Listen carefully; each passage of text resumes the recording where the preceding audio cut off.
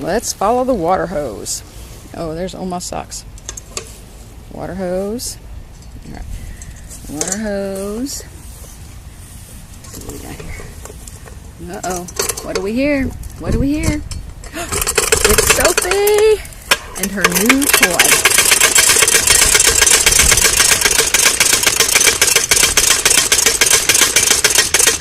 This is a very calming activity for her, as you can see. This is thanks to Angie and Blake, who knew an obsessive dog toy when they saw it.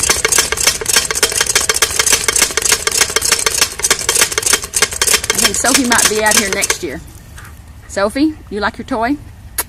Sophie. Sophie. Oh yeah, Sophie likes her toy. Yes, she does. Other side. No, no, no. This thing's pretty cool. You can actually like mount it on the wall. I think we might better move it to the concrete.